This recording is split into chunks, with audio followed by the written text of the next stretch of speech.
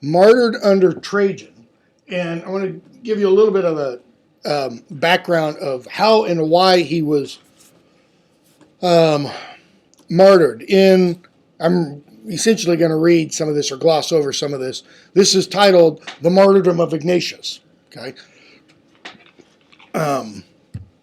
In the 9th year of Trajan's reign, he was stationed or living in the city of Antioch, which is in Syria, because he was doing battle with the tribes to the north and to the east. He had already fought the Scythians, and the Dacians had overpowered them or subjugated them, and now he is getting ready for an additional war, so he was staying in Antioch.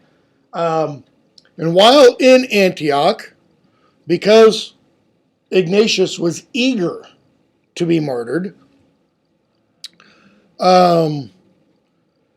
Trajan ordered that all Christians were to offer sacrifices to idols or to the gods of Rome. And St. Ignatius said, no, I'm not going to. So he was set before the emperor, that is, before Trajan, and Trajan said, who are you? A wicked wretch, you settest yourself to transgress our commands and persuade others to do the same. Okay? And Ignatius says, don't call me wretched, because I'm not. His nickname, St. Ignatius, was Theophorus. Okay? Theo, meaning God, and the forest isn't like a phosphorus. Actually, yes it is. Bearer. Okay? That's why he says in all of his letters, Ignatius, the God-inspired, means he's carrying God within him. He says, don't call me wretched, because how can I be wretched when I have God within me?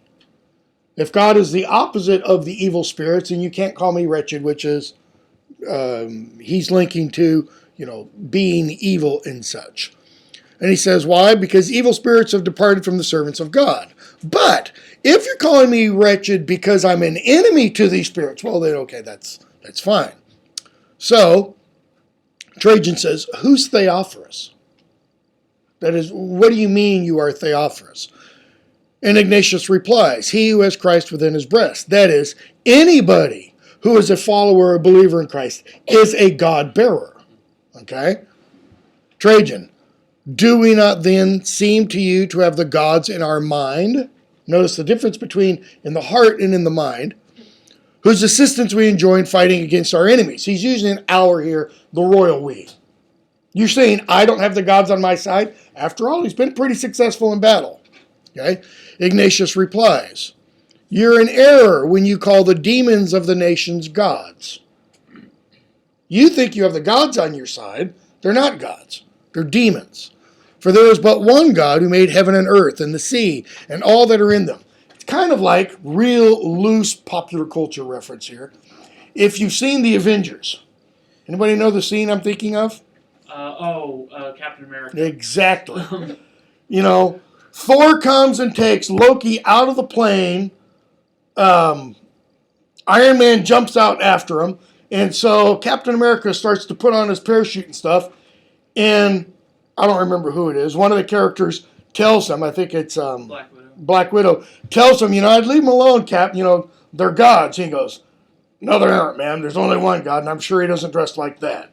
Talking about Thor. Okay? Look at what Ignatius says again. There is but one God who made heaven and earth and the sea and all that are in them. Because the Roman conceptions of gods, they didn't make everything. It was all kind of already there. Okay? And one, Jesus Christ, the only begotten Son of God, whose kingdom may I enjoy. Notice how he puts that. May I enjoy. He doesn't have this rock solid belief that he will. That is, he's not of this mindset that's, I believed in Jesus Christ, therefore no matter what I do from this point on, it doesn't matter, I'm already saved. No. This is what he's going to get at in the letters dealing with martyrdom, when he says, I want to not only be called a Christian, but to be one, to actively be one. Okay? So Trajan says, well, You mean the one who was crucified under Pilate? That's the one you follow? Okay, make up stupid thing. And he says, yes, him who crucified my sin. Notice Trajan says the one crucified under Pilate, the one who died a horrible murderer's death. And he said, yeah, him who crucified my sin. In other words, he was not only crucified, but he crucified that which is really horrible and ugly, sin. Okay? With him who is the inventor of it, that is Satan, and who is condemned to cast down all the deceit and malice of the devil, blah, blah, blah. Trajan. So you carry within you the one that was crucified. Yes. Okay? So Trajan pronounced the sentence. That is, he wanted to make sure that Ignatius was what he said he was, that he was a follower of Christ. So he says, we command that Ignatius, who affirms that he carries within him that was crucified, be bound by soldiers, carried to the great city, meaning Rome, and there thrown to the lions. And literally, from that moment, Ignatius is taken off from the city of Antioch to Rome. Okay? On his way there, he writes a series of letters. Okay? Some of them are to letters he's been to, like Tralles, Philadelphia, and the Magnus, where the Magnesians are. The Ephesians, he hasn't been to Ephesus. Okay, Smyrna, he does come to on his way, and in Rome, he eventually gets to. But he's writing to Rome in advance. All right, so go to the first letter. No, that's Clement's first letter. That's Ignatius's.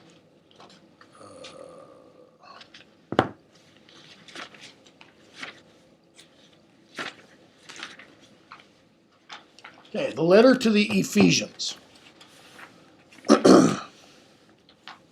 Now, what I've written up there on the board is just to kind of help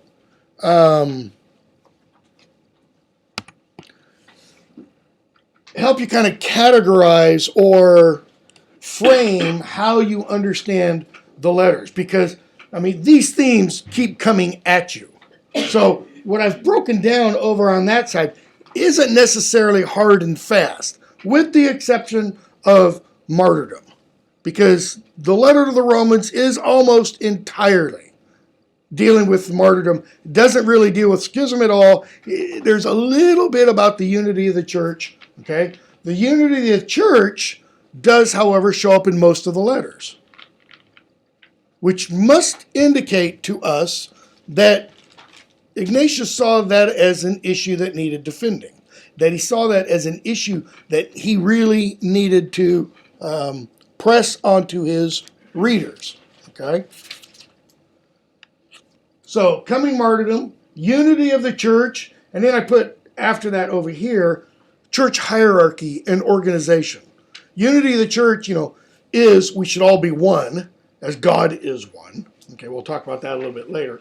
But also, his stressing on his readers and followers to follow the church hierarchy.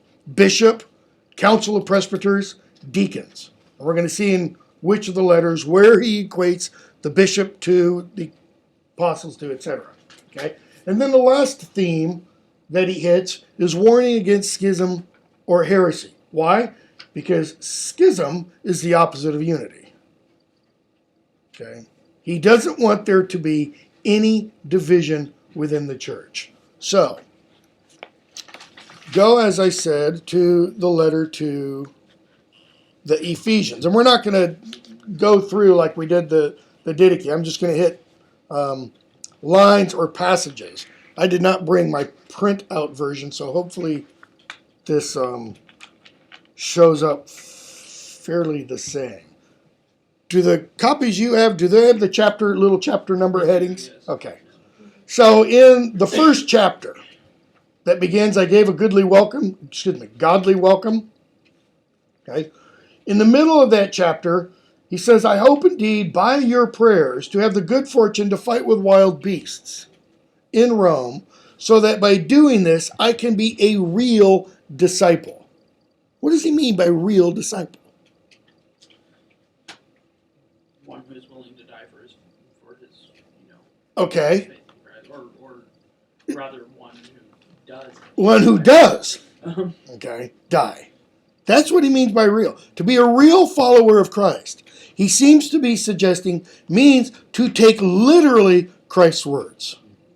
Take up your cross and follow me.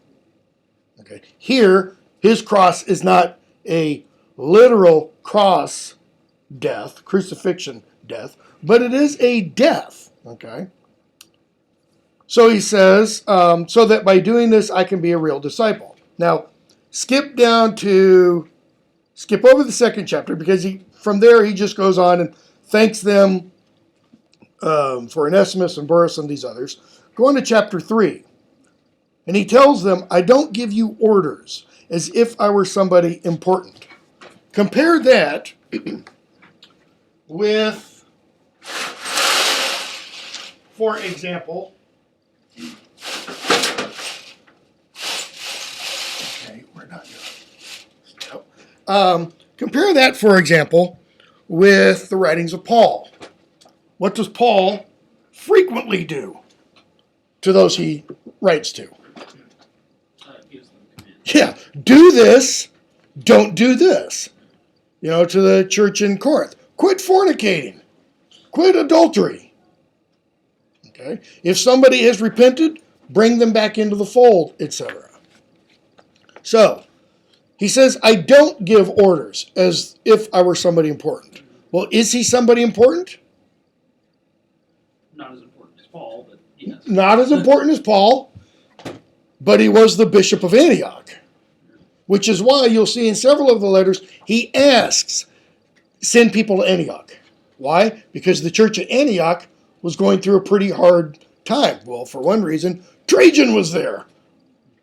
This is like having the Star Wars reference. The emperor landing on your home planet.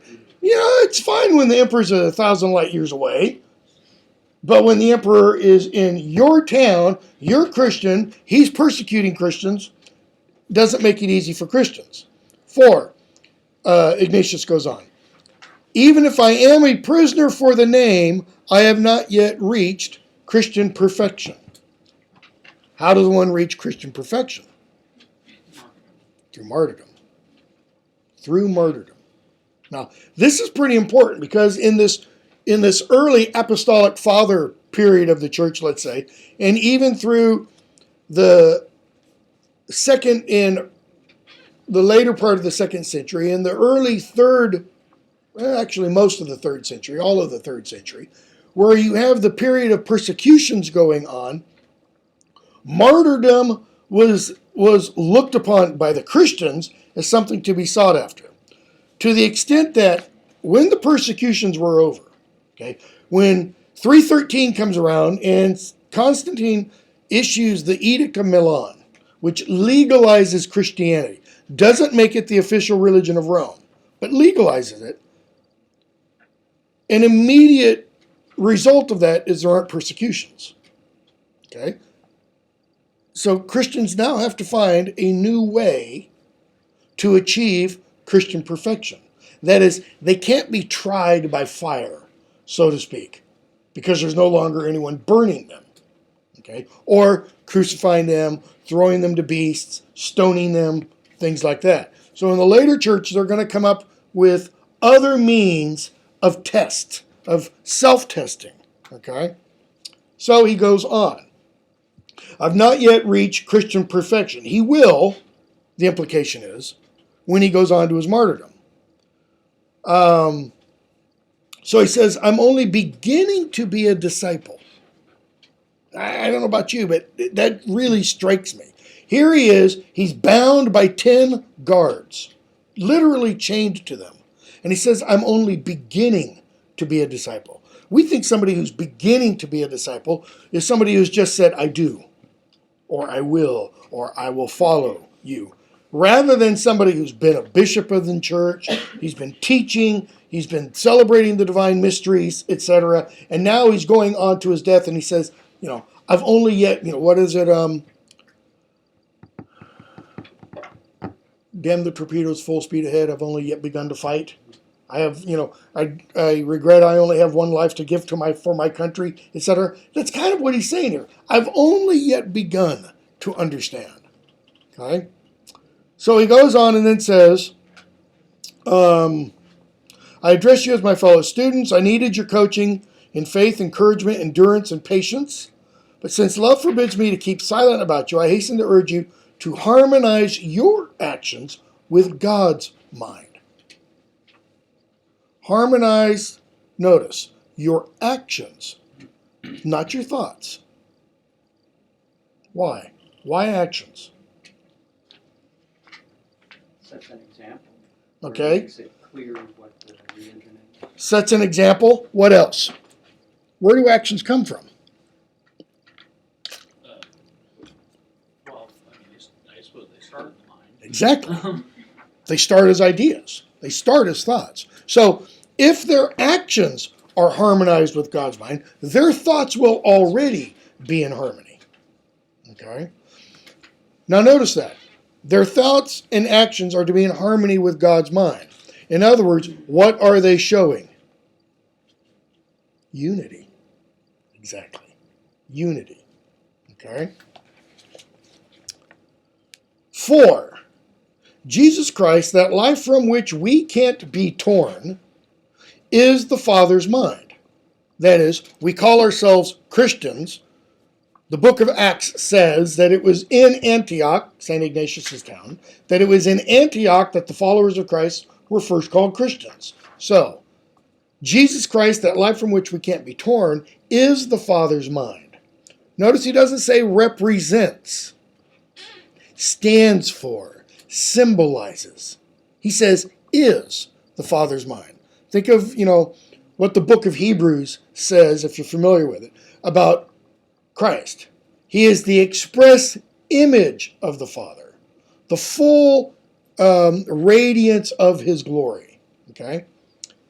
So Christ is the Father's mind, as the bishops too, appointed the world over, reflect the mind of Jesus Christ. See the distinction? Christ is the Father. Okay? He is the Father's mind. But the bishops reflect the mind of Christ. The bishops aren't the mind of Christ. He's not going to go that far, okay, in his metaphors.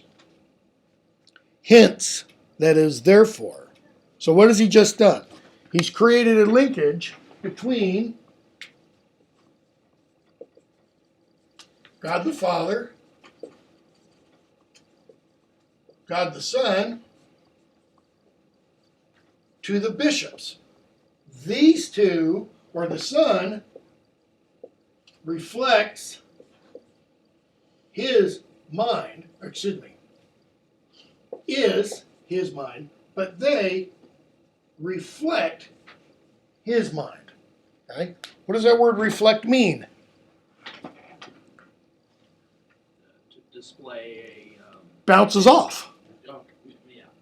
What is a reflection? It is a bouncing off an image from another source. So if I had held a mirror here and were to turn it around, you would see a variety of images.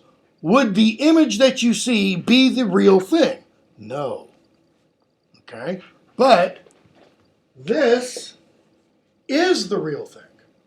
Okay?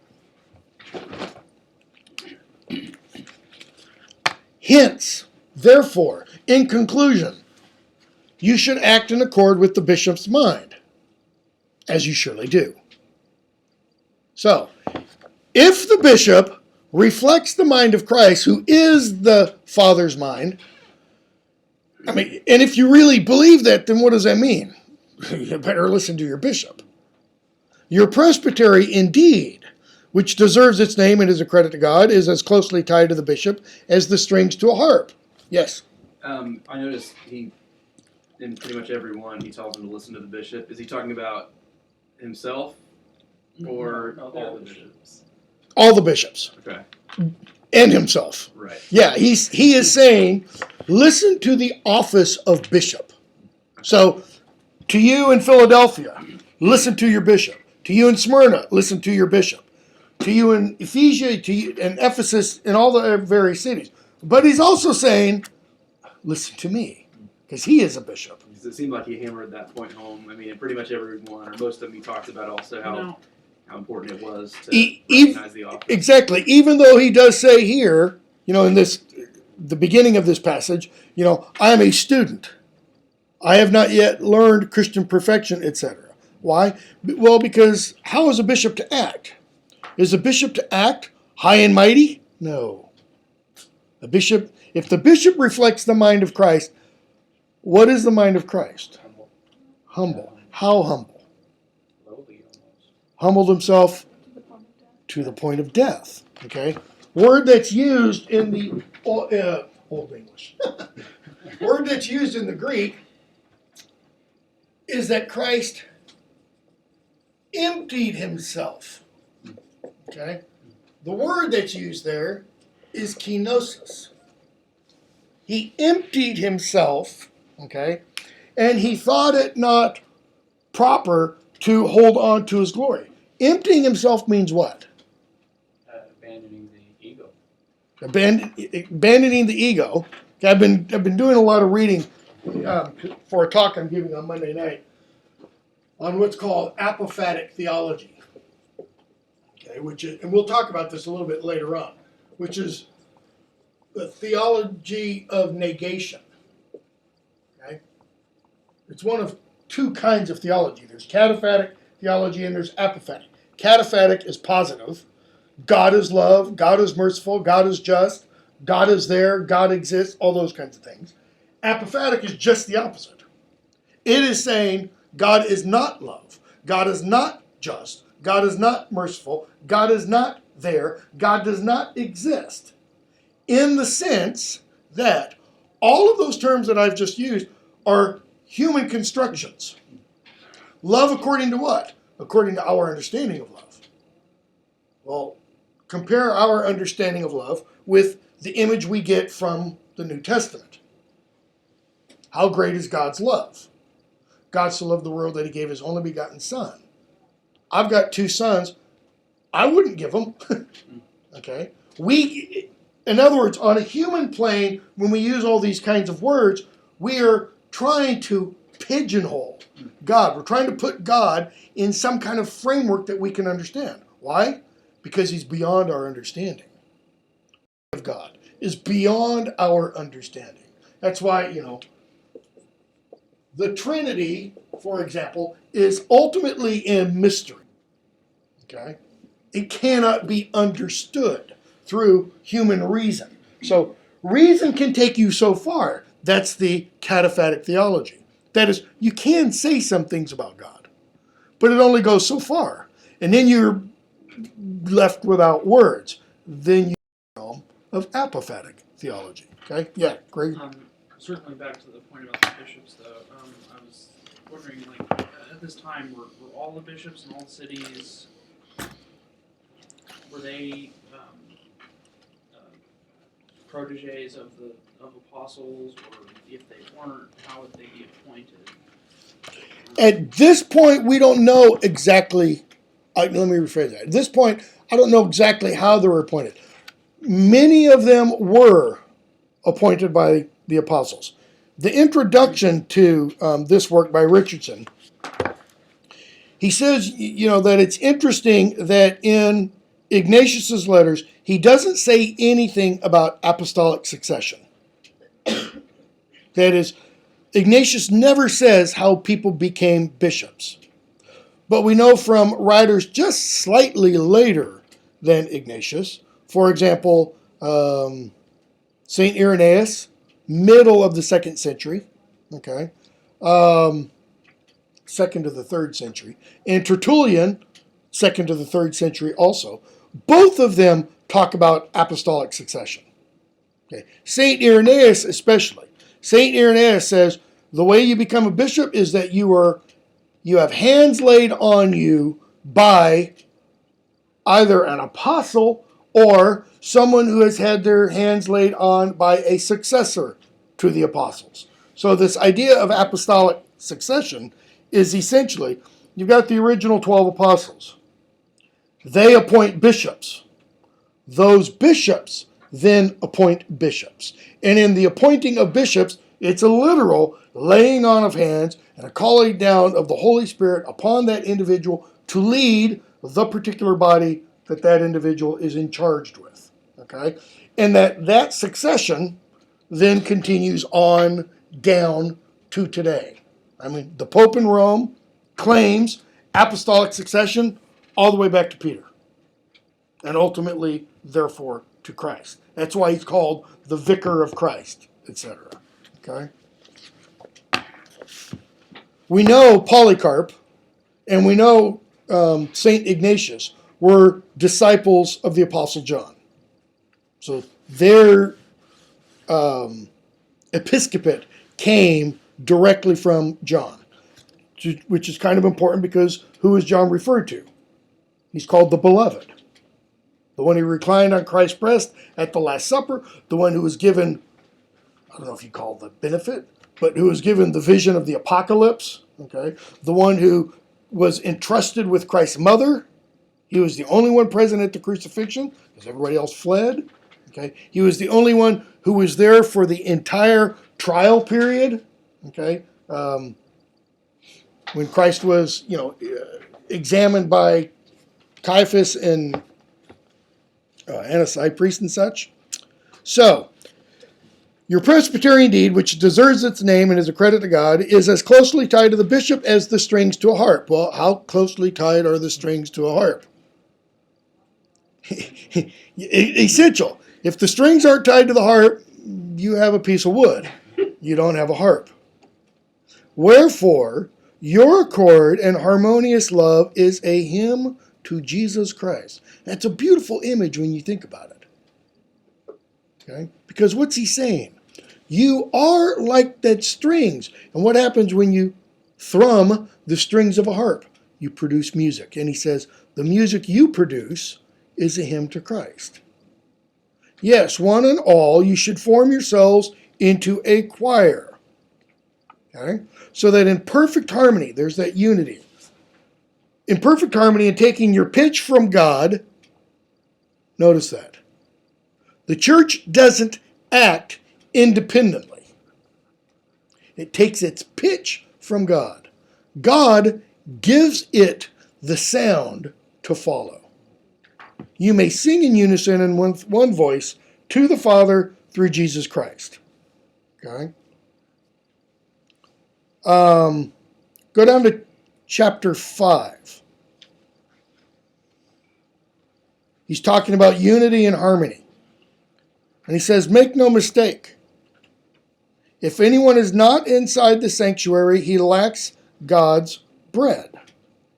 Okay, what is God's bread? He's talking about the holy bread in the Holy of Holies, in the Old Testament, in the Jerusalem temple, which has obviously by this time been destroyed. Okay, so what does he mean? If you want to receive the bread of life, be in the temple, and not the Jerusalem temple, the Christian temple. And if the prayer of one or two has great avail, what did Christ say? Where one or two are gathered in my name, they'll be listened to. Their prayer will be efficacious. How much more that of the bishop and the total church? So if the prayer of one or two believers has power, how much more the prayer of everybody in harmony? Everybody thinking, saying, praying the same thing. So, that's why he says, he goes on, chapter 6, the more anyone sees the bishop modestly silent, the more he should revere him. What is the bishop doing by being silent? Listening and? Not adding. Not adding. What else? He's teaching. He's teaching by being silent. What does St. Paul say in Corinthians? He's talking about having love and everything. But he goes on and he talks about, if I have the gift of prophecy, if I have a gift of teaching, if I have da-da-da-da-da, which are all sounds, and have not love. Love isn't a sound. Okay? He says, I am nothing. I'm like a clanging gong. Okay? If the bishop is modestly silent, in other words, if the bishop isn't standing on the hillside or standing on the temple top, issuing all these great pronouncements, then you should revere him even more. Because what is the bishop showing? Humility. For everything the master of the house sends on his business, everyone the master of the house sends on his business, we ought to receive as the one who sent him.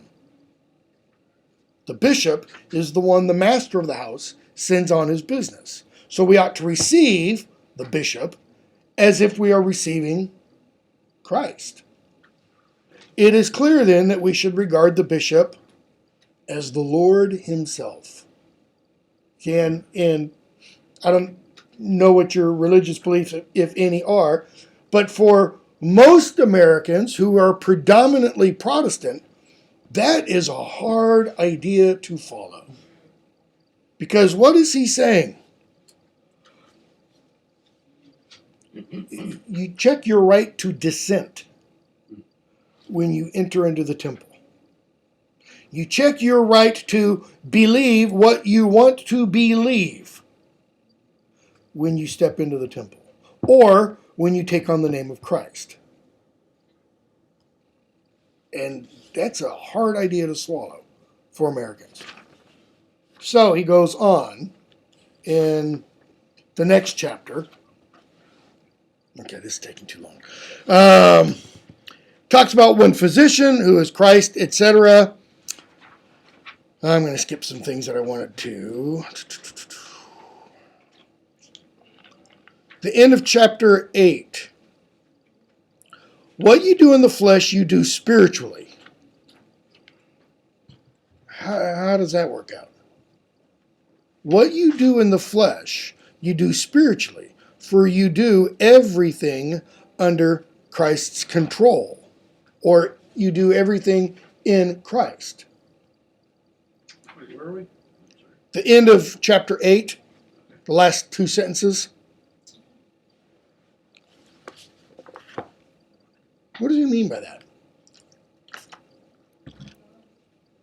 That you can't do something,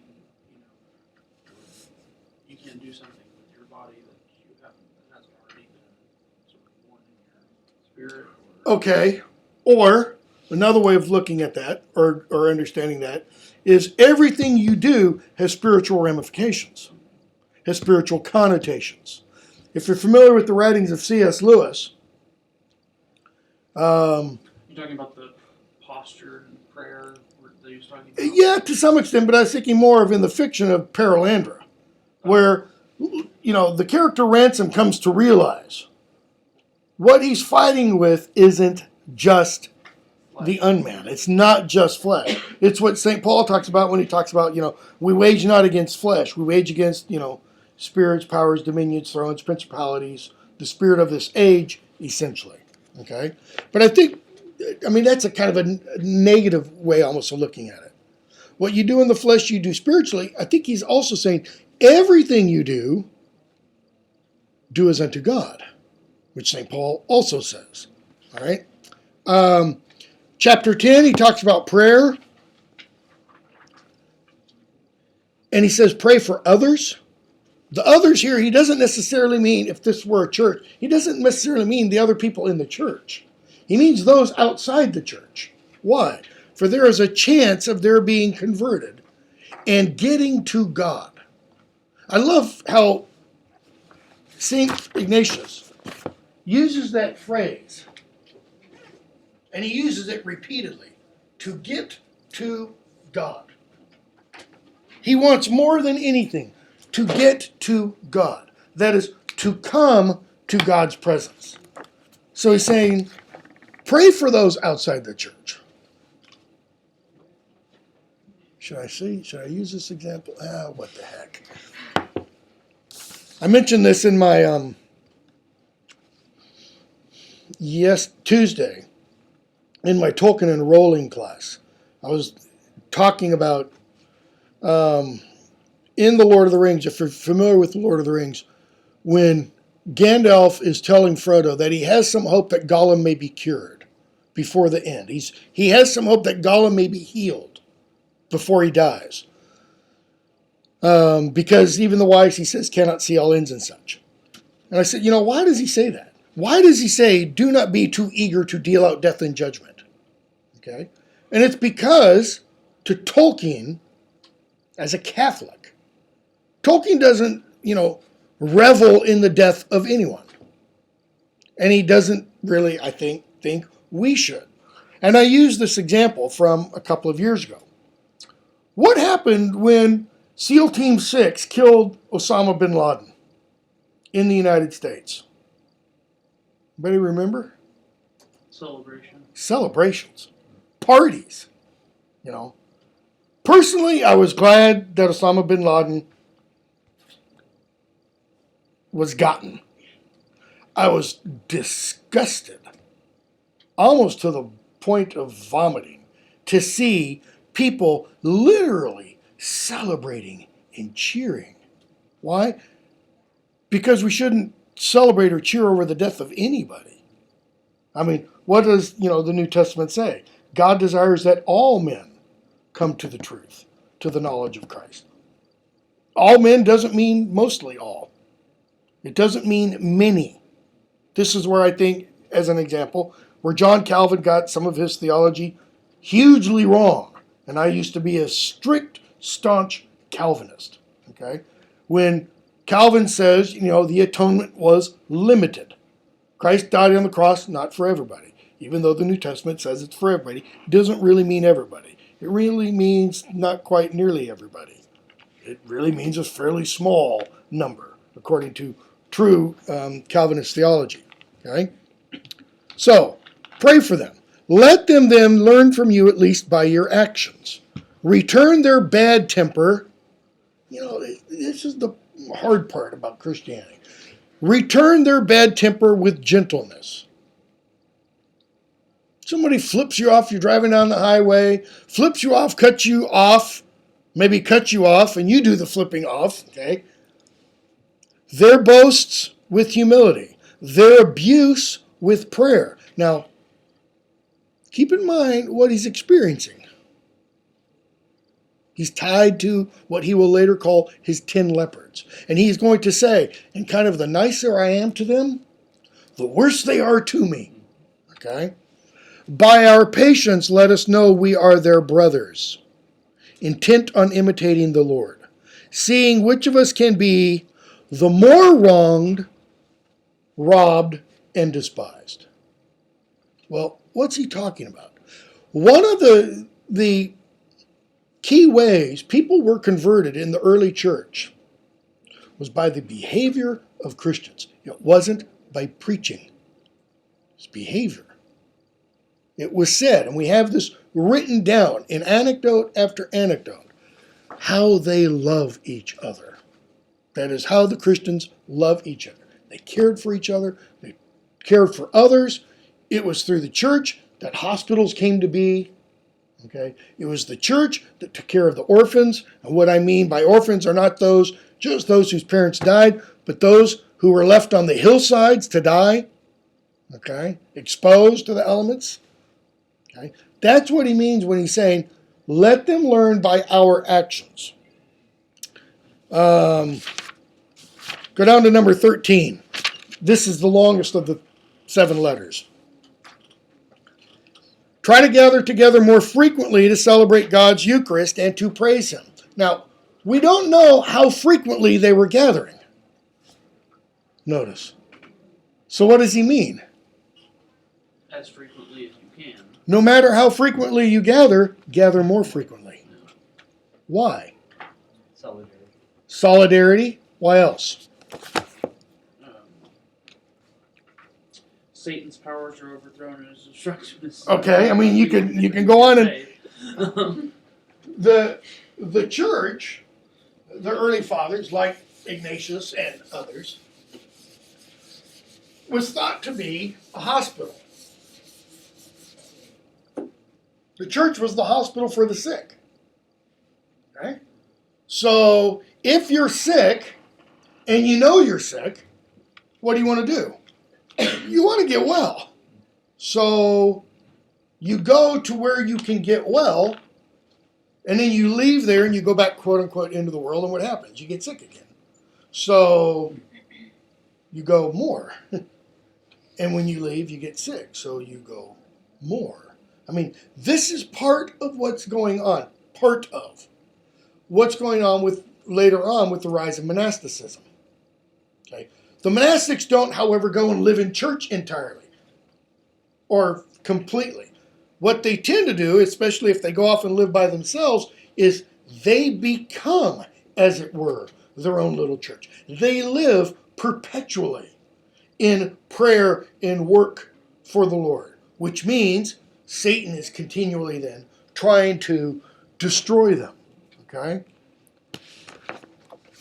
So, try to gather together more frequently to celebrate God's Eucharist, His Thanksgiving, and to praise Him. For when you meet with frequency, Satan's powers are overthrown, and his destructiveness is undone by the unanimity of your faith. In my church, even though people generally don't, how do I put this?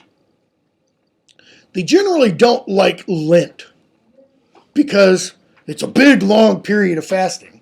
But also they know, and this and happens every year, when Lent comes, crap starts to happen. Cars break down, people get ill, jobs are lost, relationships start getting, frayed at the edges and everything. Why? Because it is a period of trial. It is a period of testing. And so what does the church, in its wisdom, do during the season of Lent? It has increased church services.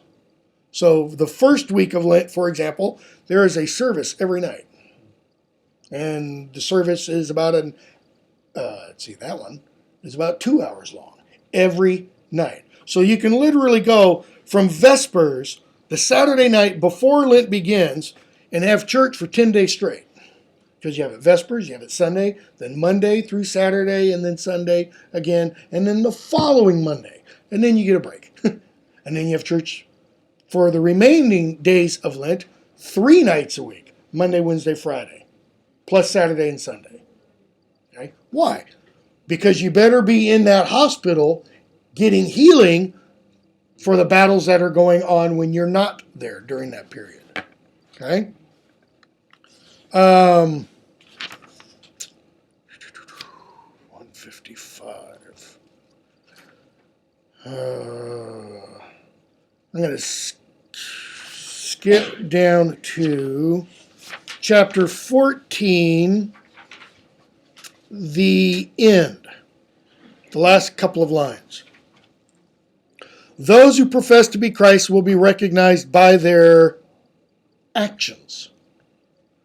Notice, what matters is not a momentary act of professing, but being persistently motivated by faith.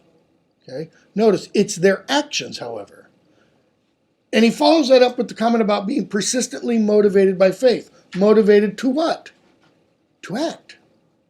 To act how? To act like Christ suggests in Matthew 25. To feed the poor, to help the poor, to feed the hungry, to give water to the thirsty, to visit the orphans, to visit the widows, to visit those in prison, etc. Okay? Notice, he says it's not a bunch of words. It's not words. It's behavior. It's actions. And he goes on and talks about there was one such teacher, Christ. What did he do? Saint. I almost said St. Louis. Lewis talks about this in Maybe one day. in Mere Christianity, exactly. In Mere Christianity. What did he do? He went about doing good. Was he silent when he did it? No. He gave us all kinds of sayings, Sermon on the Mount and all kinds of parables and such. But all of those did what? They kind of gave background to his actions. Did he ever go about, do bad from the accounts that we have? Did he, steal a popsicle from a little kid? And, no. It's always healing, resurrecting, healing, all those kinds of things. He goes on, chapter 18, talks about why he's giving his life for the cross, etc. He says what happens as a result of chapter 19, Mary's virginity and her giving birth. Okay, magic lost its power. All witchcraft ceased. Implication is prior to then, magic and witchcraft really existed. Well, go back and look in the Old Testament. What is it? 2 Samuel or 1 Kings, I think it is. What does Saul do? He goes and he visits the witch of Endor, not Endor Star Wars, but the other Endor. He goes and visits the witch of Endor, and what does she do? She raises the shade of Samuel. And that's not, just kind of make-believe. That's Samuel really appears, kind of a thing. Ignorance was done away with, and all the ancient kingdom of evil was utterly destroyed. For God was revealing himself as a man to bring newness of eternal life. Why was ignorance done away with? There's a revelation. Yeah. God revealed himself. God revealed real knowledge, let's say. All the previous Greek stuff and all the previous Persian stuff, if you want, was all anti-knowledge. Not opposite of knowledge, but in place of knowledge. Okay? Or if you want, you could even say some of it, especially in terms of the Greeks, was foreshadowing of what would come later. So he goes on, he says, I've only touched on what I want to say about this man, Jesus Christ, and how it involves believing in him, etc. He says, if I can come later to you or write more to you, I will, and I'll tell you more about it. Okay? And he goes on and says, at the end of chapter 20, at these meetings, that is the meetings of the church, you should heed the bishop and presbytery attentively. Break one loaf, that is, have one Eucharist. One Eucharist, which is the medicine of immortality. Notice that language. It's medicine. It's healing. Because what happens for the early fathers of the church, all the way up to today in both the Catholic and Orthodox churches, what happens in communion? You're taking Christ into you. Well, what does that mean? You're taking God into you. St. Peter writes in 2 Peter 2 something, 2:14, 2:21, something like that. Know ye not that you are partakers of the divine nature? Partakers. That means you take it into you. Okay? He's talking there about the Eucharist and such. And so that letter, he finishes with, I want to say, almost the typical apostolic kind of conclusion to a letter. Now may the God of peace and grace and blah, blah, blah, blah, blah, be with you and benefit you all, and, may you live happy lives forever. Okay? Then we go to the church at Magnesia. Okay? And if you notice over there, what's he talking about? Unity of the church. He's gonna mention something about his martyrdom, because he mentions it in all of it. I'm going on to be a true Christian. It's a little subtle way, not so subtle way of saying, and maybe you also become true Christians. But he kind of immediately launches in chapter 3 at the beginning. Respect your bishop. The only problem is, what does he say about their bishop? Which they already know, but we don't. He's young. Okay. We have images today. I can show you all kinds of pictures of bishops. These old guys with long beards and everything. They look 80 or 90, whatever years old. The bishop is young. I don't know what young means. It probably doesn't mean 10 or 15 or even 20. Okay. It probably means, though, maybe 30, which would be pretty young. You ought to respect him as fully as you respect the authority of God the Father. It's pretty severe. Okay? Your holy presbyters, in their godly wisdom, have deferred to him. Well, that could mean they elected him. Okay, bishop. If he was chosen to be bishop by them, then there is something in him that they saw. Nay, rather, not so much to him as to the Father of Jesus Christ, who is everybody's bishop. And that's what he is trying to get across. The presbyters defer to him. Why? Because they see in him, in that office of bishop, okay, the Father of Christ.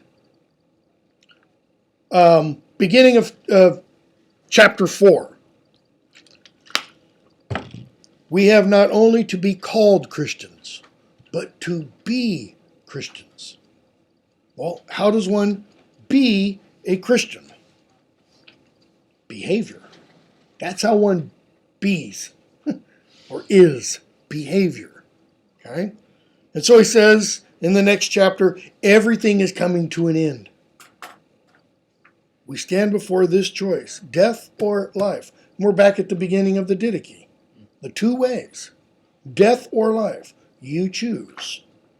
Everyone will go to his own place. Well, what's his own place? The place he has chosen. The place of death or the place of life. I was telling my earlier class, my Britlet 1 class, according to many fathers of the early church, for example, after when Christ is dead and placed in the grave, and his spirit goes down to hell, called the harrowing of hell in the early church. His spirit goes down to hell. He destroys the power of hell. That is, he doesn't just destroy it temporarily. He doesn't go down and open the gates for a 48-hour period. He goes down, demolishes, breaks the metaphorical gates wide open. So that anybody, when he leaves hell, anybody who is still in hell is there entirely of their choosing. If you just kind of sit there and let that perk for a while, that is totally mind-blowing. I was reading something the other day in preparation for this talk I'm doing Monday night, where the author, and I can't remember who it was, the author, is stating, and this is a pretty common idea in the Orthodox Church at least, that heaven and hell are merely attitudes of mind. Why? Because everywhere, the psalmist says, everywhere God is. And so after death, when the soul is with God, if the soul wants to be with God, that's heaven. If the soul doesn't want to be with God, that's too bad.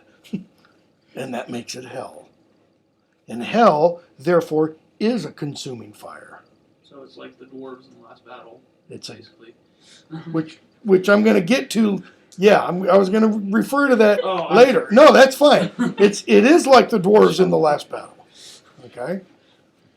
Because they don't see Narnia, as it were. But it's even more than that. It's like the character of Emmett in the last battle. The servant of Tash, the warrior of Tash, who goes into the stable because he wants to meet Tash. And what does he find? Not Tash. Aslan. Now, for a lot of Protestants, that's a huge problem. Because if you put that in real world language, what is Lewis suggesting? Who is the warrior of Tash in our world? Well, probably like someone who follows Kali.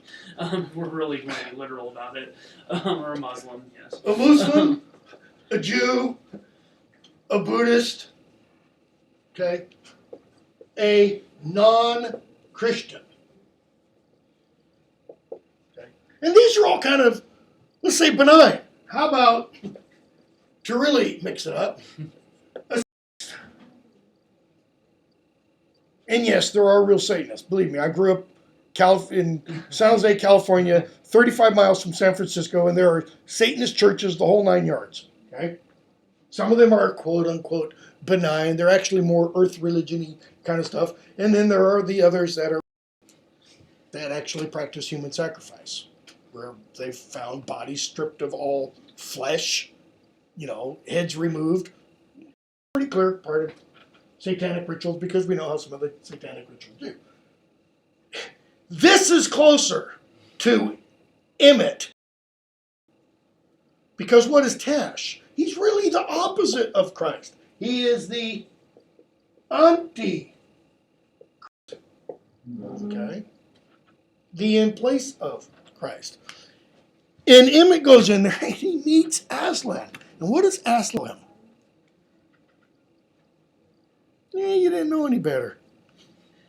I took your worship for Tash as being directed at me.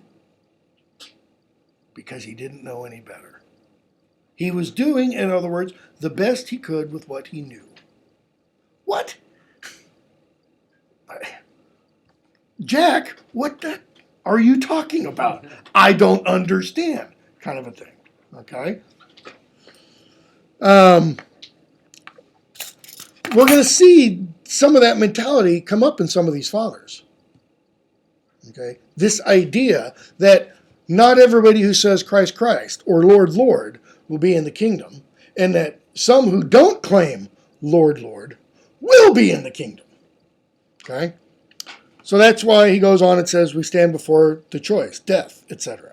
So he says, then, taking the same attitude as God, chapter 6, the second paragraph, Oh, so where were we for that last bit? the standing before this choice, that was chapter 5. Okay?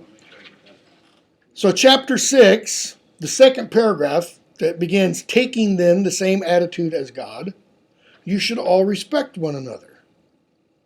Well, what does that mean, taking the same attitude as God?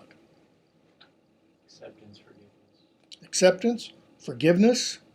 What is Christ's final commandment to his disciples? That you love one another. How? Not as you love me, But to the point of, as I have loved you. Okay? which is of course to the point. And he goes on, which is of course to the point, but he goes on from that. And he prays to the Father that they will be of one mind, that they will be one as thou and I are one. Okay? Which is to the point of death. So, how much should you respect one another? To the point of death? What does that mean, respect one another? Not prejudge, not assume, not presume. Okay? It's kind of the not knowing what other people's battles are, not knowing what they're going through, and I'm talking to myself more than anybody else, not criticizing, not judging, not condemning, not whatever. Then he goes on and talks about the bishop and the presbyters and how you must follow them. In chapter 7. And then he gets into this issue of schism and heresy a little bit. He talks about the Judaizers, those who say you ought to keep the Sabbath, you ought to keep the dietary laws, etc. And he kind of finishes that whole passage, which goes from chapter 8 through chapter 10. He finishes it with the end of chapter 10. Christianity did not believe in Judaism, but Judaism in Christianity. In other words, Christianity is Judaism complete. It's Judaism fulfilled. You can't say the other way. Judaism is not Christianity fulfilled, because Judaism hasn't yet achieved, according to its adherents, what it is headed for, since they don't acknowledge Christ as the Messiah. Okay? People of every tongue have come to believe in it, and so been united together in God. And that's an interesting phrase. They've been united together in God. That is, they've been united with each other horizontally, and then they've been united vertically with God. Okay? Lastly, in that book, or in that letter, chapter 13, where he says, make a real effort to stand firmly by the orders of the Lord and the apostles. Now, keep in mind, who is the current representative of the Lord and his apostles? The bishop and the presbyters. Okay? so that whatever you do, you may succeed in body and soul, faith and love, in Son, Father, and Spirit, from first to last, along with your most distinguished bishop, your presbytery, and your godly deacons. And in another book, he's going to refer to the deacons as who? So you've got the bishop as the father, you've got the presbytery as the apostles, and who are the deacons? Christ. Because it's the deacons, at this point in the church's history, it's the deacons that distribute the Eucharist. It's not the priest. There is no quote-unquote say. That will come from the rank of the presbyters later on. Any questions so far? Or comments? I mean, I've got a few questions. Not Okay. directly related to what we've read today, but I kind of want to sneak them in before I forget. Sure. First off is I understand the allusion that he's making to referring to himself as a slave. Culturally, what does that word mean at the time? Is it a simple hierarchical designation? I mean, it's clearly not modern colonial slavery. No. What is wrapped up in this word? Lowest of the low. Okay, so it's not just a simple relation, but it's... Think of, when he refers to himself as a slave. Well, St. Paul refers to himself as a slave repeatedly also. So God, Christ, is his master, essentially. And he has no rights against God, okay? But think of it also in terms of like an Indian outcast. And I don't mean an American Indian. I mean these kind of Indian over in New Delhi, that kind of Indian. What kind of status do the outcasts have? The people that Mother Teresa worked with? None. They are, in fact, they are so low, they are non-existent in Indian society. And in today's society in India, who is almost right next to them? Women. That's why you see, there is this pandemic of extremely violent rapes going on in India, where women are being raped on trains while people sit around and watch. Okay? And, female babies are regularly, with horrific regularity, left out in the streets to die. Why? They don't want any more girls. They need more boys. Same thing in China. Okay? So it's that kind of lowness of the low is what he's calling himself. He's not literally that kind of slave. Okay? Other questions? Yeah. Go ahead. One other one, and this is kind of what we were talking about today.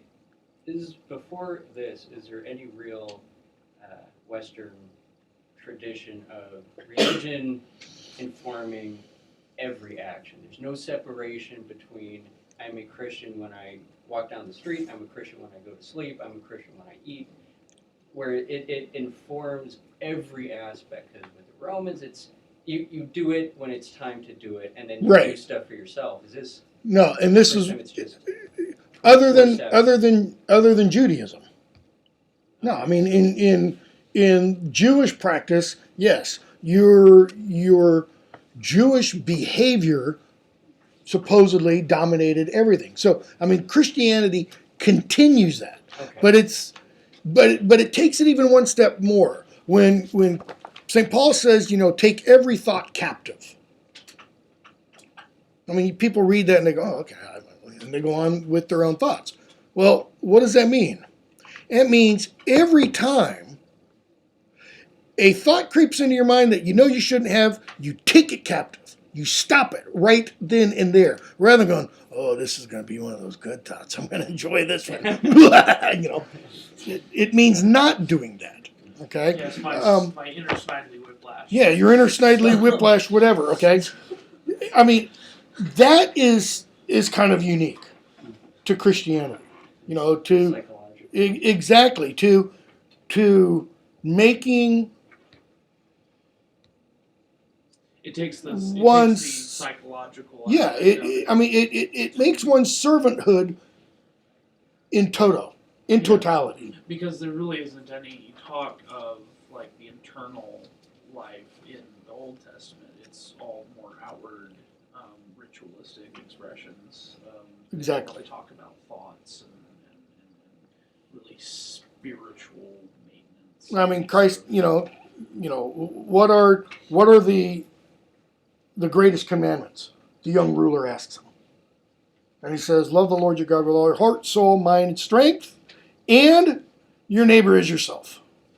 Okay? So what does that mean? It means everything, with everything. So that when he later on will talk about adultery and lust and murder, and says, he who looks at a woman and lusts in her heart, it's as bad as if he slept with her. I mean, he is saying, you have committed adultery. You have. Up here. Yeah, not with your body. Doesn't matter. It's happened up here.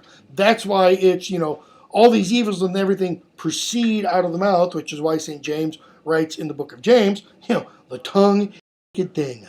Keep it under rein. Okay? So that's kind of it's unique in that sense. Anything else? Anybody? Okay.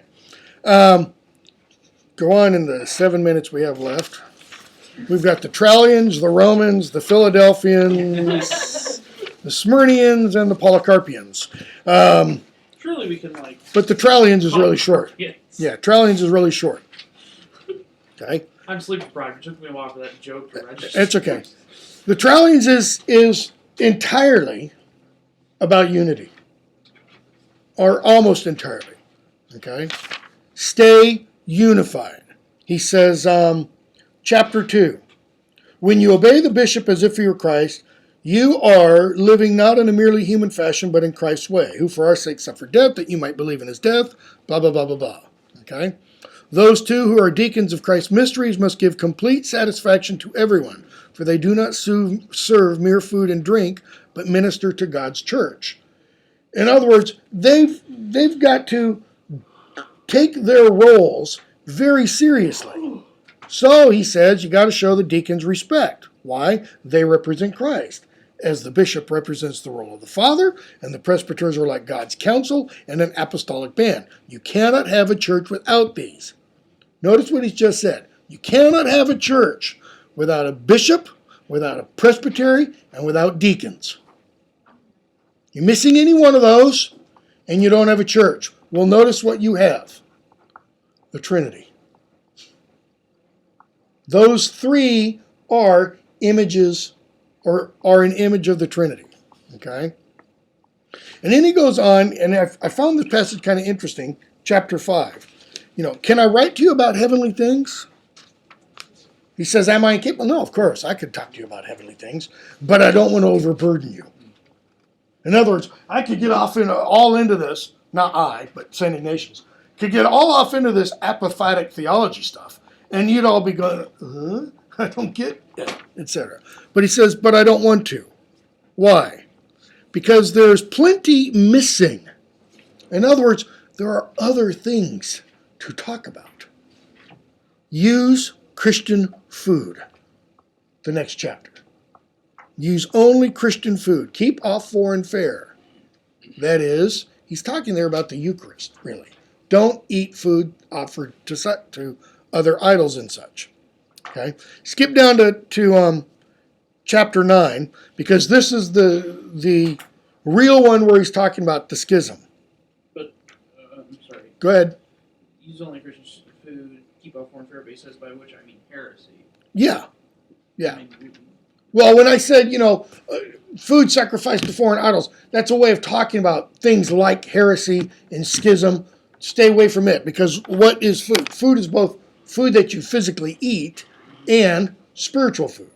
Right. Knowledge, information, etc.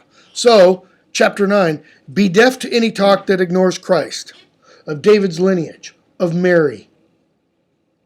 So, don't listen to anybody who doesn't respect Mary. Okay? This is all Docetism. Yeah, exactly. Christ was really born, really ate, really drank, really persecuted, really crucified and died, in the sight of heaven and earth and the underworld. He was really raised from the dead, After all, St. Paul talks about that quite a bit. He said, if he didn't really rise from the dead, then we, Christians, are to be the pity more than of anybody. Why? Because we're dying for this belief. Okay? Docetism was that heresy that said he appeared to suffer. Because what hung on the cross wasn't really a fully flesh and blood human body. It was an apparition. It was an appearance of God, a manifestation of God. Why? Because God can't really suffer. That way, I mean, it really stands out that the word sham is that it's a thing that happened, but it's not what you thought. Yeah, exactly. It's, It happened, but it's that sort of Gnostic, the flesh is, like... The Docetists were somewhat Gnostic, and we don't have time to go into the Gnosticism right now. We will on whatever day that is, Tuesday. They were kind of Gnostic because they said God, who is completely other, okay, the whole apophatic kind of stuff I was talking about, cannot become human flesh. How wrong would that be? Because human flesh is sinful. It's bad. Materiality is bad. This is what the Gnostics taught. The Gnostics taught everything that is material, and by material I mean even simple atoms, okay, is inherently evil. Okay? Just this huge Gnostic kind of element in some people in the early church who are termed heretics because of it. Okay? He is somewhat talking about that. Because the Gnostics said, many of the Gnostics said, yeah, but Jesus wasn't really man. He wasn't really, he is the embodiment of ideas, kind of a thing. Okay? So he finishes with chapter 12, and we'll stop with this. He's on his way to Rome in my desire to get to God. That is, to be martyred. He thinks the only way he can get to God is to be a martyr. Therefore, in my desire to get to God, I exhort you, stay united and pray for one another. Why pray for one another? Well, why is he on his way to Rome? Because there's persecutions going on. And we're called to pray for one another. Praying for one another is a means of bearing the burden of the other. Okay? In St. Ignatius' writings. All right, we're still quite a bit behind. But we'll probably go ahead and finish these letters. We ought to definitely be able to finish them on Tuesday. And probably get to the letter of Polycarp, which will still make us a little bit behind. And we'll just figure a way to get caught up. We're done with the trolley in town. Pardon? We're done with the trolley in town.